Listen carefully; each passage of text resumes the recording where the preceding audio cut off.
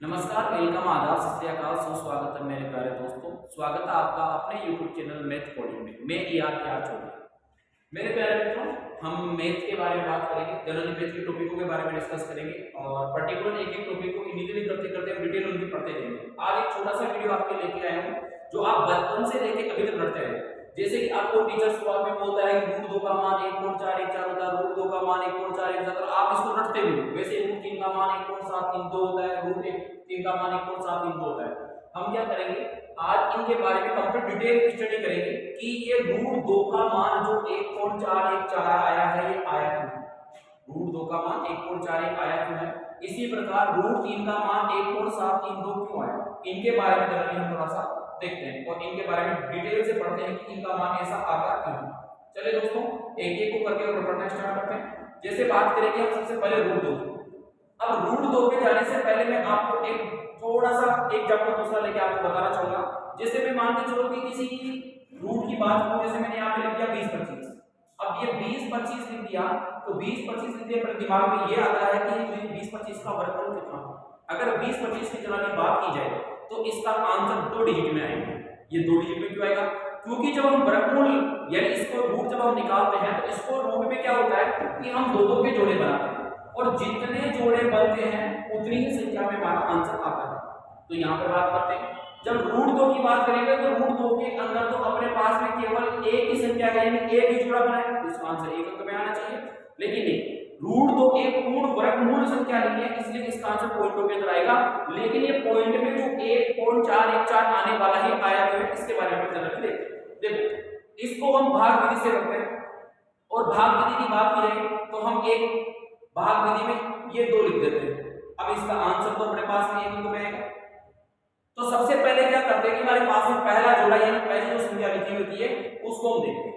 क्या 2 किसी का पूर्ण वर्गमूल संख्या है? क्या नहीं है। इससे वो छोटी संख्या पूर्ण वर्गमूल संख्या होती है वो होती है 1।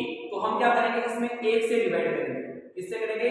1 से डिवाइड करेंगे और यहां पर प्लस करेंगे। 1 को 1 से मल्टीप्लाई करेंगे तो यहां पे आएगा 1 और ऊपर यहां पे लिखेंगे 1। अब यहाँ पे जैसे हम यहाँ पे सब्ट्रैक्ट यानी घटाएंगे, 2 में से 1 गया तो यहाँ पे बच गया 1 और इस 1 और 1 को जोड़ेंगे तो यहाँ पे कितने हो गए? 2 हो गए। ये जोड़ दिया। अब आगे जैसे ही हम यहाँ पर पॉइंट लगाते हैं तो यहाँ पर एक जोड़ा हमारे पास में 0 का उतरता है। तो मैंने यहाँ पे क्या लिख दिया? 2 0 लिख दिया। तो ये संख्या हो गई 100। अब यहाँ पर एक संख्या ऐसी लो कि वही संख्या हम नीचे लिखें, तो नीचे लिखने के बाद में जब उस संख्या को जैसे 1 को 1 से मल्टीप्लाई किया वैसे करें तो इससे छोटी हो या बराबर हो, बड़ी नहीं होनी चाहिए।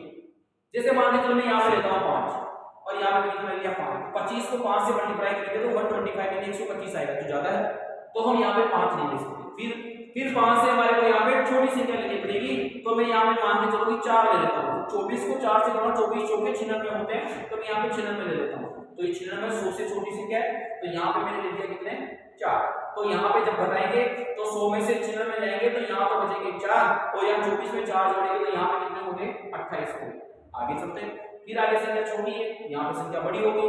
फिर वही है कि यहाँ पर क्या करेंगे, वापस 2 जीरो उतार सकते हैं। जैसे भाग में भागों की जीरो हम बार बार लिखते जाते हैं वैसे यहाँ पर भी लिखते जाएंगे। डबल जीरो मैंने उतार दिया।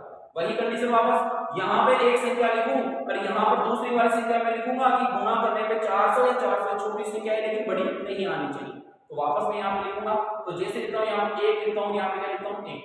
तो 281 को 1 से मल्टीप्लाई करेंगे 281 लेंगे, इसको घटाएंगे 400 से छोटी है तो यहाँ पे लिखेंगे 1। अब आगे इसको वापस घटाएंगे, जैसे ही घटाया तो यहाँ पर तो बच गया हमारे पास में 9, यहाँ पे बच गया 1 और यहाँ पर 1, 119 हमारे पास में बच गया। फिर 281 में 1 जोड़ेंगे तो कितना हो गया? 282। वही वापस 2 जीरो हमारे को उतार दिए। जैसे 2 जीरो उतारेंगे वापस यहाँ पर एक संख्या हमारे को उतारनी पड़ेगी। जैसे ही संख्या उतारेंगे वापस मैं यहाँ पे 4 लिख देता हूँ, यहाँ पे 4 यानी 2824 को हम 4 से मल्टीप्लाई करेंगे।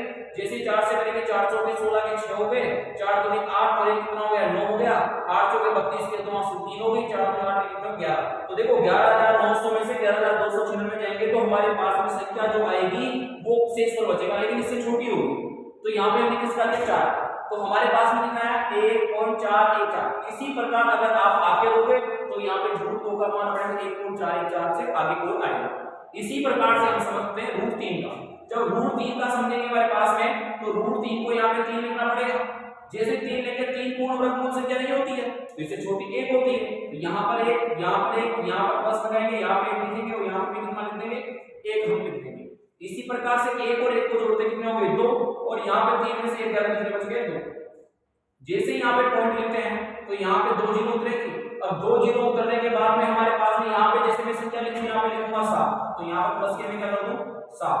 जैसे 7 में 27 को हम 7 से मल्टीप्लाई करेंगे, जैसे 27 को 7 से 749 के 9 में 40 7 दूनी 14 और 4 में 18 189 हो गया हमारे पास में। तो यहाँ पे कितना लिखा था हमने 7 लिखा। जैसे ही घटाएंगे कितने बच गए 11। 27 में 7 जोड़कर कितने हो गए 34। वापस यहाँ पे पॉइंट लगाए हुए तो कितने जीरो उतारेंगे 2 जीरो उतारेंगे। तो यहाँ पर हम इसको किससे मल्टीप्लाई करेंगे 3 से, क्योंकि 4 से मल्टीप्लाई करते हैं 4 से करेंगे तो 1200 क्रॉस हो जाएगा, यहाँ तो 1100 ही है तो हम यहाँ से 3 से मल्टीप्लाई करेंगे। ये 3 से मल्टीप्लाई किया तो जैसे 3 से मल्टीप्लाई किया तो 3 3 के 9 हो गए, 4 3 12 के 2 हो गए, 3 3 9 कितना हो गया 10, 1029 हमारे पास में हो गया। और यहाँ पे मल्टीप्लाई किससे किया था 3 से हमने किया था। इसी प्रकार से को जोड़ेंगे तो ये हो गया 346। अब 346 के बाद यहाँ पे घटाएंगे, जैसे ही घटाएंगे तो हमारे पास में कितना आएगा 71, यानी 71 अपने पास में रहेगा। पॉइंट लगी हुई है तो यहाँ पे डबल जीरो माने उतारिए और जैसे उतारेंगे तो यहाँ पे 7100 यहाँ पे 3400 चलो 2 से मल्टीप्लाई कर देते हैं।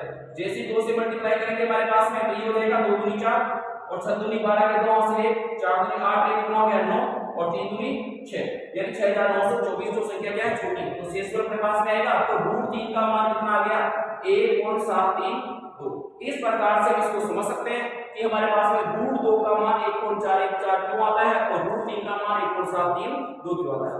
मेरे प्यारे मित्रों, अगर आप हमारे चैनल पे नए हो तो आप हमारे चैनल को लाइक करें, सब्सक्राइब करें और शेयर करना बिल्कुल भी नहीं भूलें। धन्यवाद।